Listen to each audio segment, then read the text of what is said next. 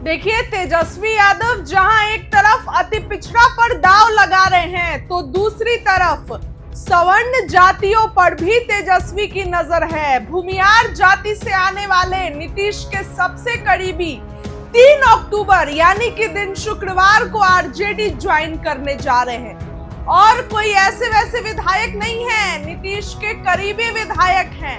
नाम बता रही हूं, एसआईआर पे उन्होंने अपना बयान दिया है। एसआईआर पे बहुत ज्यादा मुखर होकर बयान दिया। बात कर रही हूं मैं डॉक्टर संजीव, परबत्ता से विधायक हैं। 3 अक्टूबर को आरजेडी का दामन थामेंगे, तेजस्वी यादव को मुख्यमंत्री बनाएंगे। नीतीश कुमार की पार्टी को एक तगड़ा झटका लगा है दोस्तों, क्योंकि इनसे वो एक्सपेक्ट ही नहीं था। चर्चाएं थी कि पार्टी के अक्सर खिलाफ बोलते हैं, लेकिन ये नहीं था कि सीधे आरजेडी ज्वाइन कर लेंगे, सीधे तेजस्वी के। यानी कि ये जदयू का एक और विकेट यहाँ डाउन हो गया है। शशि रंजन स्टेट लेवल के नेता, जिला अध्यक्ष रहे, सब लोग पार्टी छोड़ते चले गए।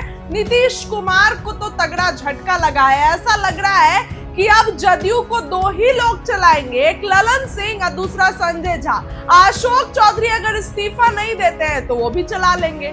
तो लेकिन ऐसे में ये जदयू के सर्कमस्टांसेस बन रहे हैं, जदयू में मुसीबत आ गई है, क्योंकि नीतीश कुमार के सबसे करीबी परबत्ता से विधायक डॉक्टर संजीव पार्टी छोड़ रहे हैं और छोड़ दिए हैं दोस्तों। 3 अक्टूबर डेट आ गई है, आरजेडी में शामिल होंगे और खुद बिहार विधानसभा में नेता प्रतिपक्ष आरजेडी के नेता, बिहार के पूर्व उप मुख्यमंत्री तेजस्वी यादव उनको पार्टी में शामिल कराने जाएंगे। तो आप सोचिए, एक तरफ अति पिछड़ा पर दांव लगा रहे हैं तेजस्वी, दूसरी तरफ भूमियार जाति के सबसे बड़े नेता, मतलब बड़े आप कह सकते हैं कि इनकी भूमियार जाति पे अच्छी पकड़ है। तो अब ये अगर उधर गए तो जाति भी तो उधर जाएगा। अब बिहार में देखिए, इस बात से आप इनकार नहीं कर सकते हैं कि जातियों का बोलबाला है। बिहार चुनाव यानी कि जातियों का बोलबाला, और सभी राजनीतिक दल हर एक जाति को मनाने में लगे हुए हैं, हर एक जाति को नाराज नहीं करना चाह रहे हैं, क्योंकि बिहार में चुनाव है।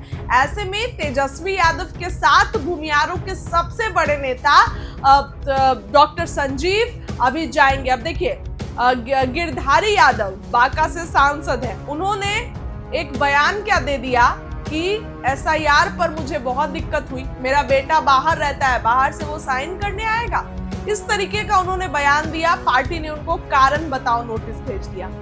अब दोस्तों, आप जिस पार्टी में हैं, तो आपको क्या अपने इंडिपेंडेंट थॉट्स रखने का बिल्कुल अधिकार नहीं है? क्या आपको राइट्स नहीं है कि आप अपने थॉट को जमीन पर उतारें? क्या आप इस डर से चुप हो जाएंगे कि मैं इस पार्टी में हूं तो मैं कुछ नहीं बोलूंगा? जदयू ने उन्हें कारण बताओ नोटिस भेज दिया, ठीक है। इसके बाद एसआईआर पर परबत्ता से विधायक डॉक्टर संजीव ने भी बयान दिया। उनको भी पार्टी ने ये कहा कि ये पार्टी के खिलाफ बयान दे रहे हैं। तो फिर क्या, बस अब चर्चाएं होने लगी।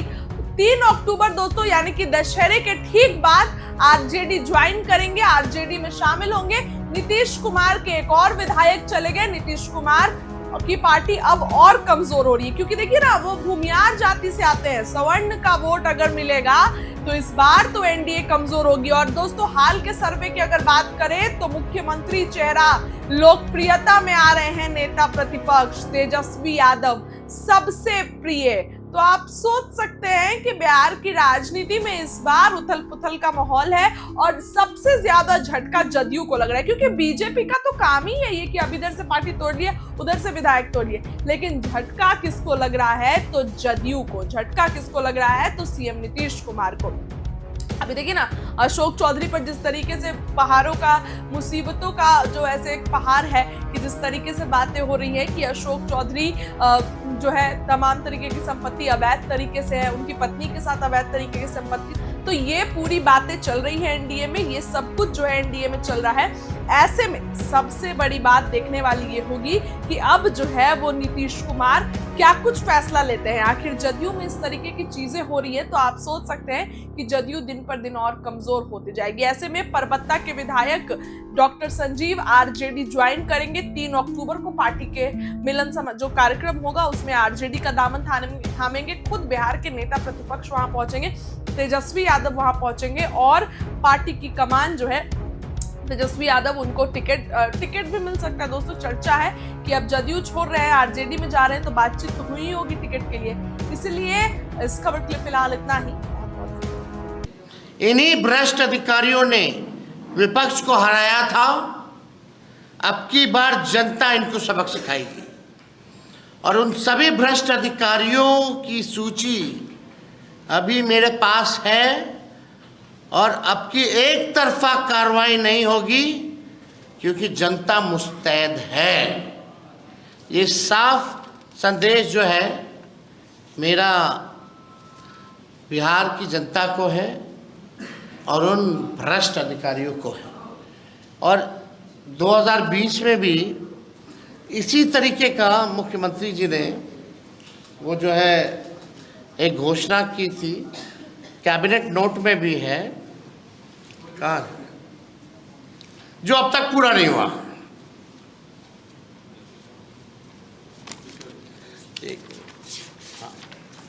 अब ये कैबिनेट ही नोट है। बिहार सरकार ग्रामीण विकास विभाग मंत्री परिषद की स्वीकृति हेतु संलेख, ठीक है, कोई झूठा दावा नहीं करते हम। अब आइए इसके दूसरे पन्ने पर, ये अगर चाहिए तो हम इसका कॉपी भी आप लोगों को दिलवा दिया जाएगा। अब आइए दूसरे पन्ने पे पॉइंट नंबर 3, वर्ष 2020 में 7 निश्चय 2 में महिलाओं में उद्यमिता को बढ़ावा देने के लिए मुख्यमंत्री महिला उद्यमी योजना को स्वीकृति दी गई है।